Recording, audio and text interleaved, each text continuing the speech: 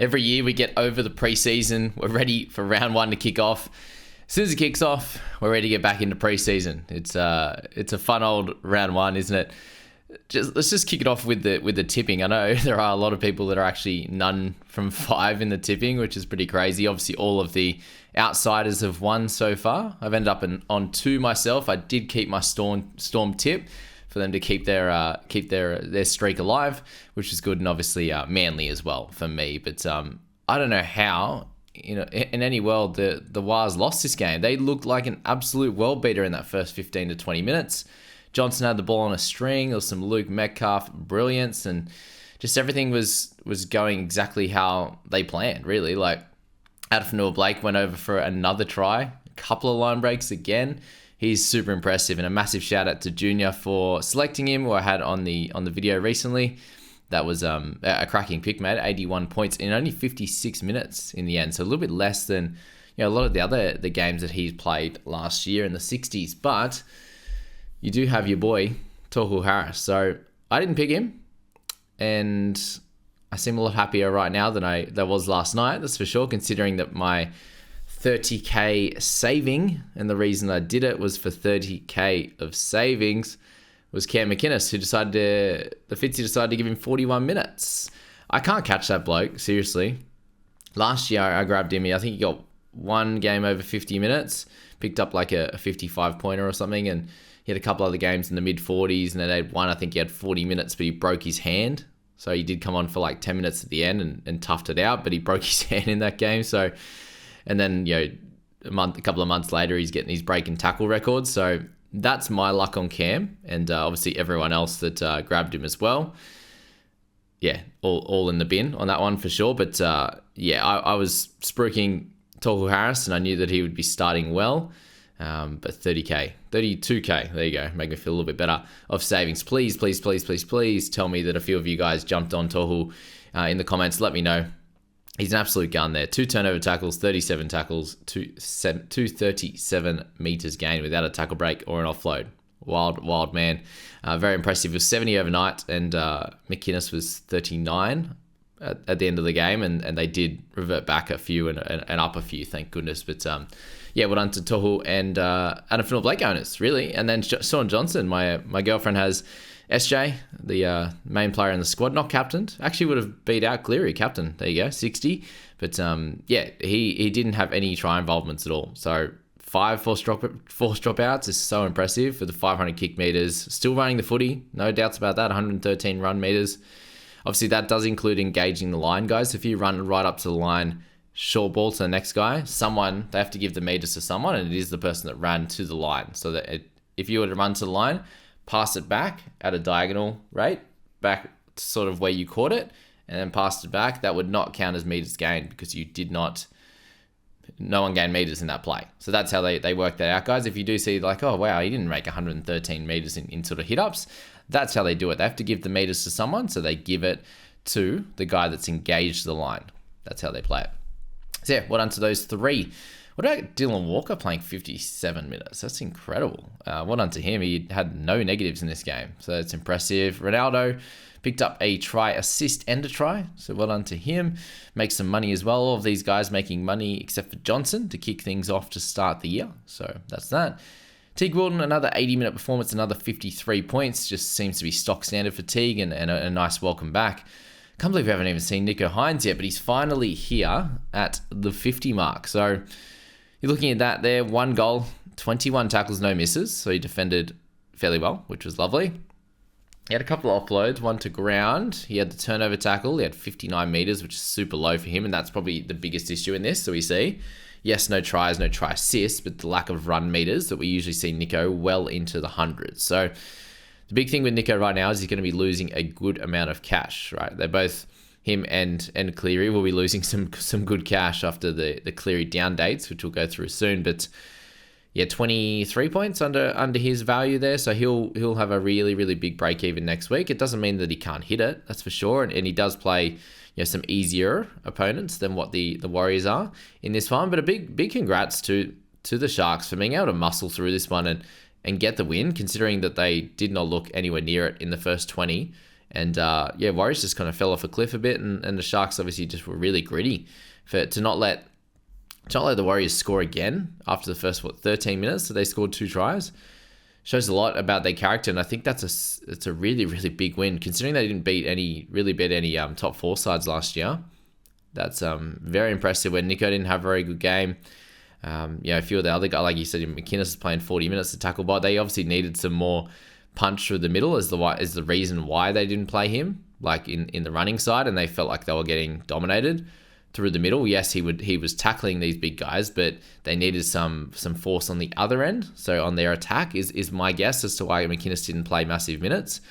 But we'll get to him in a second. We're getting close. Thank God it's in the 40s, not the 20s or 30s, and not injured, I suppose. Like I can't complain too much. But when my alternatives were Tohu and Fogarty or Hosking, but likely Tohu first, Fogarty second, and then Hosking third. I miss out on 24 points. It's not the end of the world, but it feels like a lot in round 1, doesn't it? It really feels like a lot. And if you do feel like, guys, that you did pick players that sort of underperformed, like we've got Joe Chan, we've got Harry Grant, who I selected.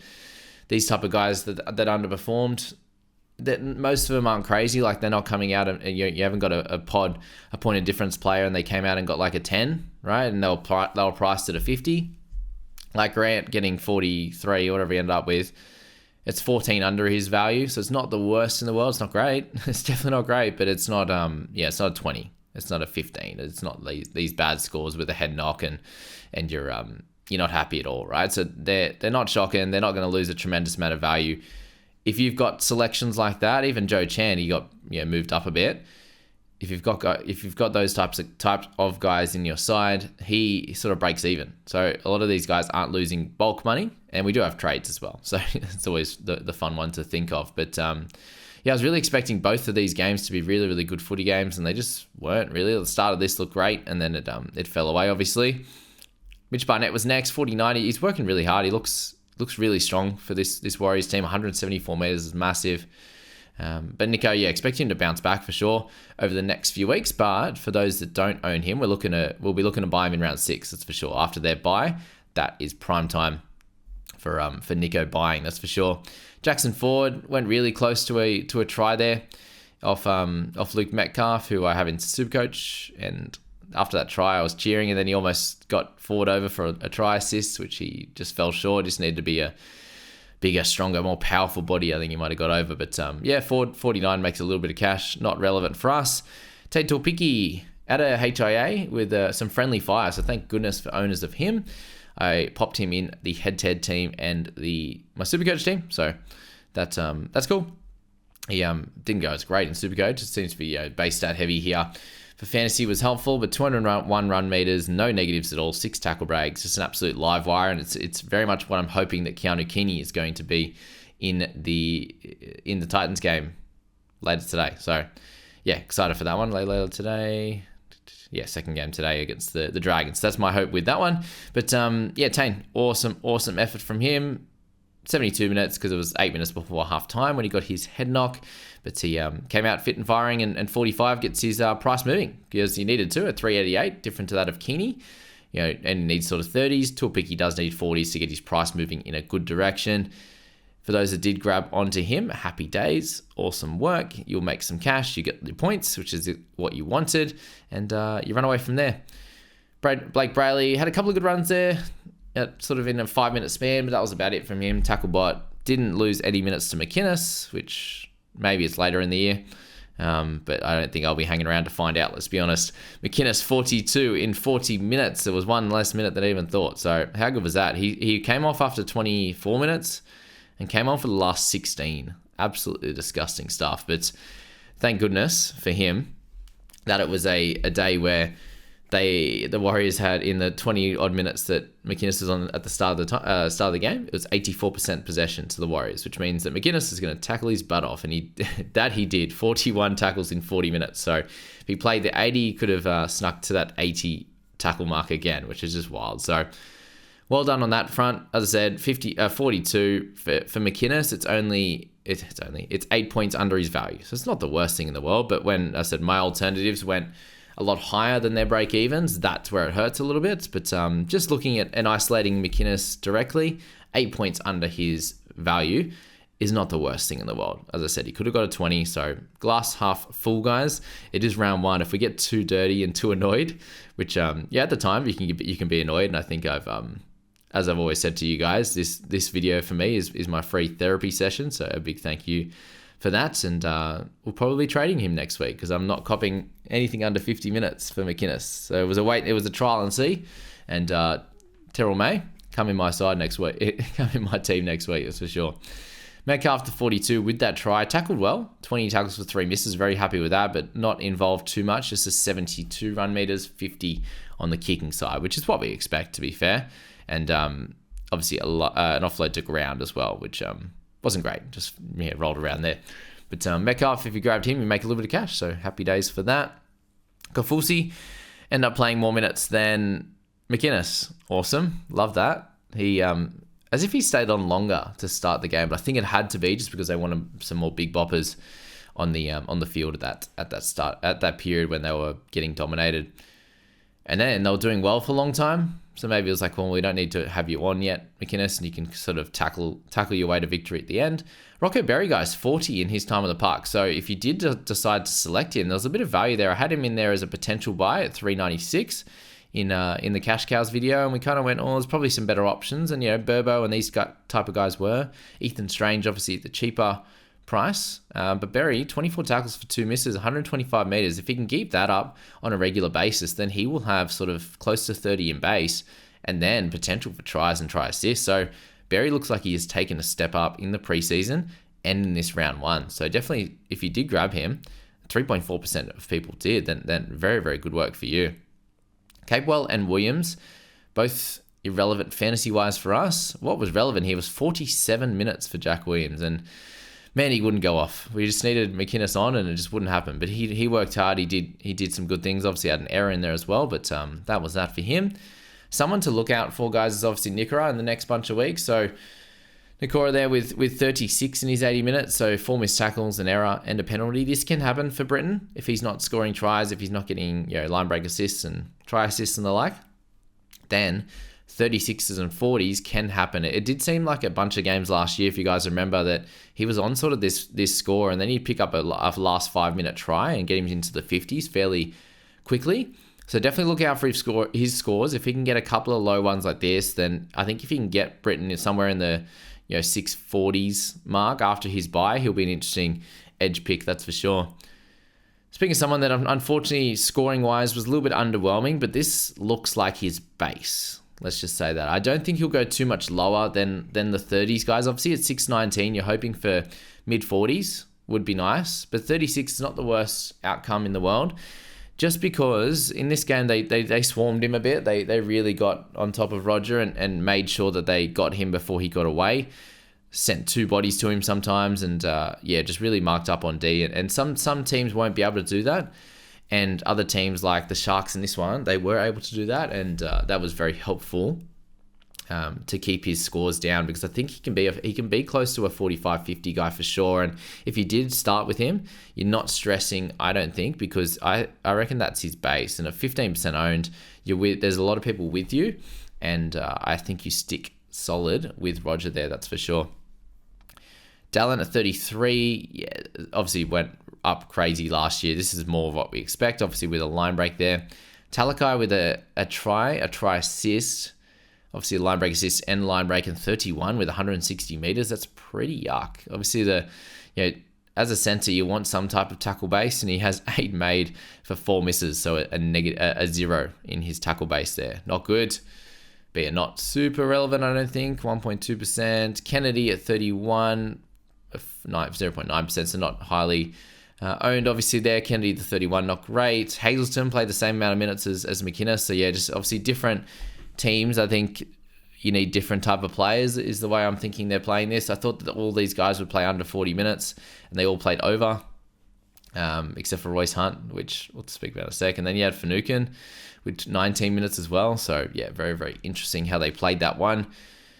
But Hazleton 31, not relevant fantasy-wise. 29 in 31 minutes for Rudolph. So getting off the beers was worse for Rudolph. Less minutes, so Didn't think that would be the case either. The minutes for these forwards were all over the shop, weren't they?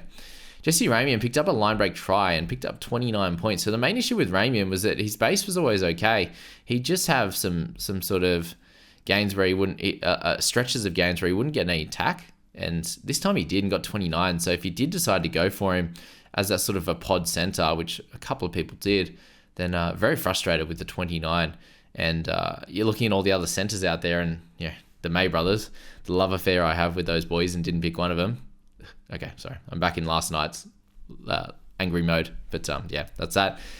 So yeah, not good. Ramian, you'd probably be looking elsewhere at this point, but I think you can still give him a bunch of weeks, given they play a bunch of easier teams coming up. Freddie Lussick, if things go bad with Egan, we may see Freddie for an extended period of time with some bigger minutes. So do look at that. If that happens, if things go bad, unfortunately with Wade Egan's elbow, then Lussick's someone we will need to look at 46 minutes for 26 points. Obviously tackled his way to victory in that one, and he only makes a tiny bit of cash. If he plays bigger minutes, he'll make some as well. But it's not super exciting. He'll be like 350. Could be worse, could be better with an option, but wait and see on Egan. Hopefully he is okay because he's so pivotal to that side. And it's no shock that Wade Egan goes off at 34 minutes, and after that, the Warriors don't go close to scoring a try, and they don't look the same. He is a very, very integral part to this team.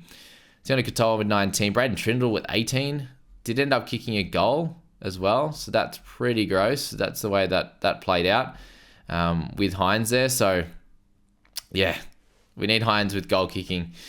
Trindle, the one goal, is a bit frustrating there, obviously, for Nico owners. For those that did, how many? Actually, I didn't even look how many have Nico. 15%. Not crazy. But remember when, for those who are going for the Nico and Cleary strategy in the preseason, if you're still stuck with it, that's sad. That's definitely sad. Yeah, Trindle, 18 points. Just took 195 kick meters. You had a couple of penalties in there. 4 missed tackles. Hardly ran the footy. No attack.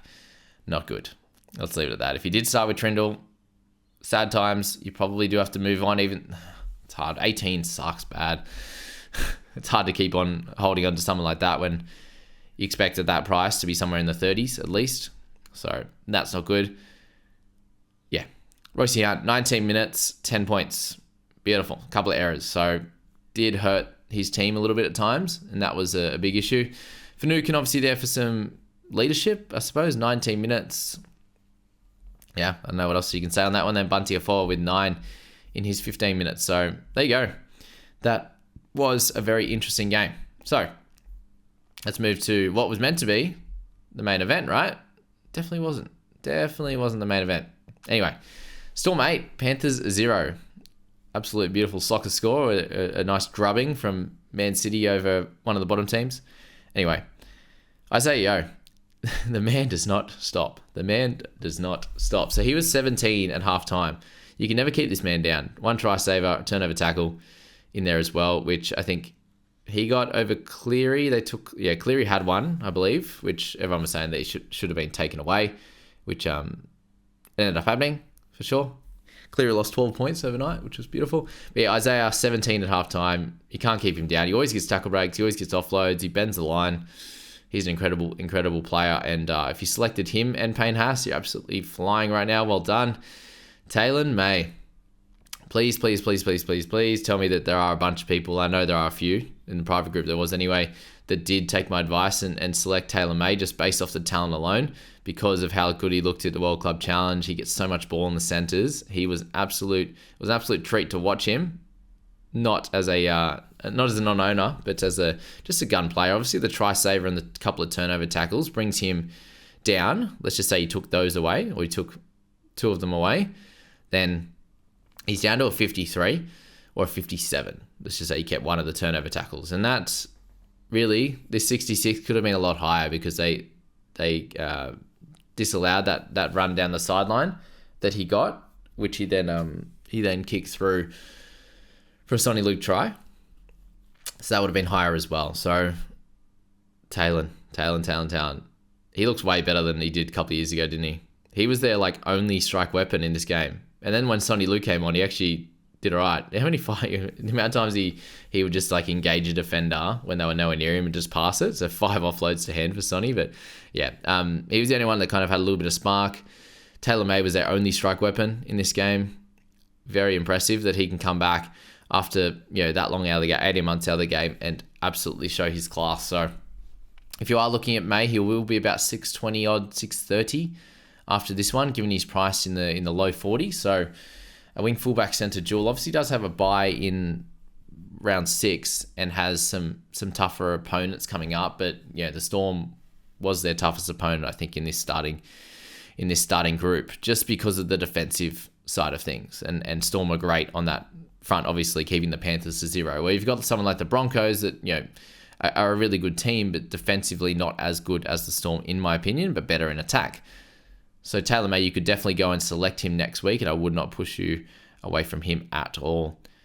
Let's go to Cleary now. Yeah, just that love affair with the May family. I didn't pick one of them. I have them both in Supercoach, but yeah, it's not the same. The scoring is a bit different, so it is actually way better to own them both in fantasy, which is where I was telling you guys to buy them. So yeah, let me know if you did buy Taylor. Cleary, 56. So Cleary captainers are in the bin. Haas captainers are in the, what do they call it? The clubhouse. Winning, that's for sure. Leaders in the clubhouse. That was a terrible analogy. 56 for Cleary, 26 tackles for 3 misses. Happy days. 2 tackle breaks, 1 offload, 154 meters gained, 395 kick meters. So you look at those stats, and you got 8 in negatives. You have 1 forced dropout. I suppose you do expect normally some type of attacking stats and some goals. To be honest with you, that's where he gets a lot of his bread buttered, is that 4 or 5 goals. So that would have put him up into the mid 60s, and you're looking at that, and it's fine. And then he'll have his gains where he goes in the 70s, 80s, 90s, 100s when he scores tries and has a bunch of offloads and a bunch of tackle breaks, and the meters gained are always about the same. As I said, he does make a lot of runs, but he also just engages the line a lot and goes short or sort of turns guys under and stuff like that. So that's where he gets a lot of his points in that. If you're ever wondering on that, that's how it is worked out. What about Sonny Luke there, though? 54 in 32 minutes is absolutely wild. Cleary owners, don't stress too much on the score. It's obviously frustrating, but he beat out Hines. If you didn't start with Cleary, then you're a superstar for captaining Haas and going for all middles, Tohu Harris or something. That would have been great. But yeah, well done to you. Sonny Luke, 54, as I said, just a lot going on for him. Best he's looked, I'd say, but obviously he does like to have the ball in his hands. You can tell that. Like, Kenny just gets the ball to Cleary and Luai, and Sonny Luke just gets out and runs, which is great in a way, but he gets out. He does sometimes looks lost, and sometimes it works out. Yeah, it's an interesting one, but 54 points for him. I tell you what, everyone who owned him last year would have been hoping for that. Jeez Louisa. And almost got a try too. Eli Katoa, well, this was expected. Not in a game like this, but overall, this was 100% expected there. 53 for Katoa. He said he'd be about a 50 average, and he did that without any attacking stats except for 1 line break assist. So he had an offload, 2 tackle breaks, tackled well, ran well, over 100 meters, exactly what we want, and picked up a 53 for your side. So if anyone grabbed him, there are a few, 1.4. It's not much, but an incredible start to you. It's just hard to grab so many Storm players, obviously. Eli Katoa will be a 50-point plus gun for the remainder of the season if he stays healthy. I think Christian Welch was great off the bench as well, guys. So got back into his offloading, 140 meters in 41 minutes. It's awesome. He just looked to have a little bit more pep in his step, I'd say, after some injuries in previous years. And it was great to see for Christian in that one. I can't believe we haven't got to Harry Grant yet. And I've gone through Christian Welch and Sonny Luke, and I haven't spoken about Harry Grant yet. This is really sad times. Fisher Harris, 48. Welcome back to him after people grabbed him last year and he shit the bed. But what he did do last year was start really well too, didn't he? So 3 offloads. He 99 meters is a little bit low, but you take it. That score. Sorry. Early morning, hey? 48 for him. Fisher Harris, and owned by a decent amount. That's 6% is impressive. So good stuff. I finally Harry Grant. So he looked absolutely gassed with about 20 minutes to go. So did all of them. I think Jerome Hughes is on his haunches, and they all work so hard, right? So 43 tackles for him, 4 misses against a really, really good Storm pack. Obviously the 1 turnover tackle where he got that bat away. 59 run meters. I'd hope for more. I'd hope for at least a tackle break. Did seem like, though, every time he ran the footy, it was when there was a penalty conceded. So, like, he was running, and the reason that they got the penalty was because he caught markers out, so they don't count any of that, which is frustrating. There will be other games that aren't as tough where he will play the 80, but Tyron Wishart came on. Did he end up coming off for him as well? No, he stayed on. So Wishart came on for him and stayed on for that last 3 minutes. He came on with 3 to go, guys, as well. So, yeah, 12 minutes to go he came off, and then back on with 3 to go. So not ideal at all for Grant owners. We'll have to see what happens with Robson this afternoon. But at the moment, Brandon Smith owners are absolutely crushing it. Danny Levi owners, let's go. Crushing it as well. Harry Grant owners, not so much. But again, it's 14 under his value, under his base of what we need, and he won't play the Panthers each and every week. There was a worry that obviously the first game or two that there was some hard ones in there, and he could go low, but he could also tackle 55 times and get some tries and whatever. But this just the big annoying part about this for me was that last year this is kind of the score he was on, and then the game went to overtime, extra time there, and he ended up scoring a try and getting his score up into the mid 60s with a bunch of tackle breaks and the like. So that's what he can do, and not a lot of other hookers in the game can do.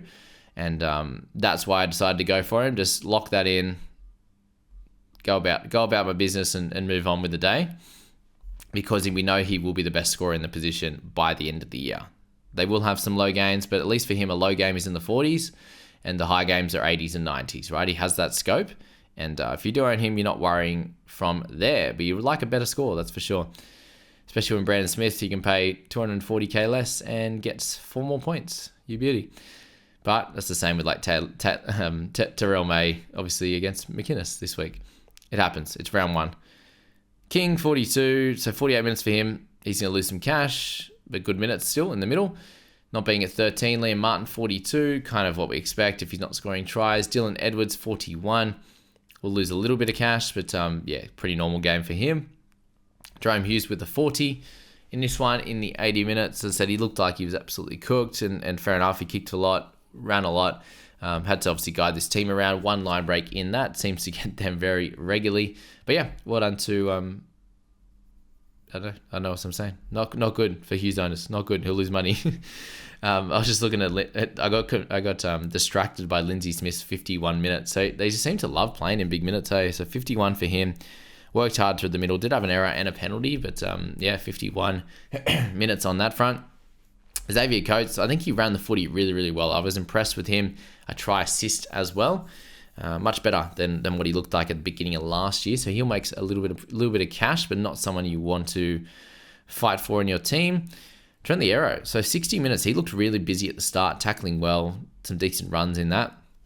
End up at 38. So he'll still even lose money on this start. But 60 minutes through the middle, I think he'll have games where he gets 50s, and he'll have games like this where he gets 38. Jonah Pezzett, we know that he can score fairly well at a half. We're not sure on what's going to happen with Munster. It could be a few weeks, but I don't think Pezzett's the one that you want to be looking at. A few people went in at 0.2%. Who went Trent? Big Trent, 1%. Still living off last year for those guys. Jerome Luai with 34 in his time on the Park, guys. So 3 offloads in that. He looked okay, obviously coming back from his shoulder surgery. I believe it's shoulder surgery. And they just look clunky, don't they? This Panthers team at the moment. They look like that way in the World Club Challenge. They eventually work things out, but they started slow last year. They're starting slow again. They do work up to the season. We're not going to worry about them long term, but to start the season, not super ideal. I suppose the interesting one here with those minutes for the middles, right? You've got Summerton playing 48, and you've got Sonny Luke playing 32. So that hooking position is covered. They left 3 forwards on the bench. They removed Tyrone Peachey and brought in Sonny Luke. So maybe Peachey was going to play the same role as what Sonny Luke did. From there, you got some minutes here from Henry. So 35 from him. He got 16 in the World Cup Challenge. So I'm not sure if that's going to change with Mitch Kenny. Does he play close to the 80 minutes? Do they carry someone like a Peachey, like a Sonny Luke to play some minutes off the bench? We will find out next week. But if this is how it works out, Liam Henry has earned minutes. And we know that he's a tackle bot. He works hard. 68 meters gained. 26 tackles for no misses. Very impressive in this game. At a 32, he makes money comfortably. Like at 32, he makes 100K, right? If you picked him, well done, 2.2%. It was good to see him out there on the park and doing his thing, but I don't think a 35 minutes, a point a minute, like, we know it's enough, but can you justify grabbing him now? I think you had to start with him if it was going to be worth it. Right now, it feels a little bit awkward, given he'll make some money here. I don't think, unless he gets a bigger minute role and there's injuries to Isaiah Yeo and these types of players, I don't see it happening. He did come on before Eisenhuth in this game, which he didn't in the World Club Challenge. Isaac Tongo, 31. Looked okay. That right side wasn't pumping like the left-hand side was. It just looked like Taylor May was an absolute superior player to Isaac Tongo. So that is absolutely a call on how good Taylor is compared to how poor Tongo is, because they were both good. But yeah, Taylor was just another level. Tuivasa as well had a bit of an off game for him. 3 errors, dropped one off a kick. I said this was very uncharacteristic. There was one where Cleary dropped one, a simple one. Isaiah Yeo dropped a simple one. They were saying on commentary that it seemed like it was slippery out there. The ball was slippery, but these are two of the best teams in the comp. So it seems weird that would be the issue. Brian To'o there with 30. They're obviously a bit more relevant, I'd say, than Tuivasa, 3.7% owned. If you do own him, don't stress. Your Panthers boys scored 0 points, and it wasn't great for them overall. So hold him, stick solid. Remus Smith, 30 with a try. Summerton, 30. If anyone grabbed him, will there be a few? 20.6, not really. 30 for him. 48 minutes. He won't be there next week, likely. Garner got 56 minutes, I suppose, there with Sorensen being out as well. Does that left edge guy get the lower minutes? And that could be the play going forward with Sorensen or Garner. Does Garner go back onto the bench? There's a few things to think about with that bench, and if Henry's going to get those minutes. It's probably not. From there, and we still haven't spoken about Pappenhausen or Chan yet, so that's good signs when we're right near the end and the guys that people played in their teams haven't been spoken about. You beauty. Even McDonald beat Pappenhausen. Sad. 27 and 25 minutes. So Pap, let's get to him, because he looked good at the start. He got an offload away. He was running the footy, got a tackle break, got some tackles, then had 3 errors. A lot of them were kicks, to be fair. I think both teams, like, the passing was behind guys. There was some really, just poor passing overall. And Pap, obviously, if you got crisp passing, then he can get on the back of that and do some good things. And obviously against his Panther side, it is hard to do that. But for him to be on like 13 or 14 in like 25 minutes and then end up on 20, it's pretty annoying. It's sad, because we were hoping just for a 30-odd. Would have been good for Paps. If you did decide to not start him in your 21, like my girlfriend did, she decided that, she doesn't know you love Pap, but look, he's injured a lot, and if he's injured a lot, I don't want him in my team yet. I was like, okay, look, it's not the worst play, given he's got a bye in round 4, and a tough start. And a few people were messaging me about it, and some pulled the trigger, some didn't. Let me know if you decided to, because it could obviously pay off, and has paid off so far. So he's not going to make a chunk of money, given he'll have a high break even next week, and that is that. All right, we pretty well finished this now with, we got shout out to Warbrick just for being a legend, but misjudged a few kicks and a couple of errors there, not great. The 18 minutes from Eisenhuth is sort of low for him, and maybe he's the one to make way then if Liam Henry's playing 35. That's just something to note. And Joe Chan, let's finish off with him. So 64 minutes, absolute gold, right? They bumped Chan down, thankfully, from 7 missed tackles down to 4 for those playing at home, and then picked up a tackle break as well, which was on Cleary, bumped him off completely, and they didn't even give it to him. So thankfully they did sort that out, and he got that tackle break. But I feel like he almost could have got 1 or 2 more that they didn't give. Maybe they just fell off right at the end, maybe when the tackle was made. I'm not sure. But I personally ended up changing Galvin to Chan. So sad times for me. But positive news, if he does keep this spot, he won't go this poorly every week. He did look really damaging as a ball runner. 20 tackles in 64 minutes is pretty gross, right? 4 missed tackles is going to happen against some good players, obviously, but you'd hope that he gets a little bit more ball as well. 58 metres, it went right a lot. Maybe if and when Munster is there, that he can demand a bit more ball and get Chan some more footy. That would be helpful. So right now, he doesn't make or lose any money. As I said, I bought him in my team. He's in my 20 at the moment. I started him in my head-to-head squad. Let me know in the comments if you did start Chan. Is he in your 17? I imagine most people bought him, but did you actually start him? So Pappenhausen 43.5% owned, and then Chan 22.2% owned. So looks like a lot of people ended up getting him. Obviously not everyone, but what that does mean is there's a good chance that a lot of people actually played him. But thankfully he went up from 11 to 18 overnight. I think with him, there's not a big stress if he gets that starting side. If he is in that starting side next week, he should be able to do pretty well. And then we'll work out from there, because minutes were there. 64 is awesome. They had Chris Lewis come on a little bit earlier, and then sort of Chan went off for one of the middle forwards again. And Lewis played that edge to finish things off in the number 16, I believe. So Chan, 18, solid. Can't complain too much with him. And thanks for joining me for that one there. Obviously, as I said, the first round games, it's going to be a little bit more of a deeper dive. I enjoy just hanging out and chatting anyway. So if you enjoy listening to me, then I absolutely appreciate it. If you've got all the way to the end of this video, you're an absolute legend. Let me know in the comments if you made it to the end of this video to wait for the Chan chat. Have a good Saturday. We've got 2 games to go today, 1 tomorrow. Let me know how you're tracking. Anyway, pop in the comments what score you're on with how many players left. That would be great. See you guys.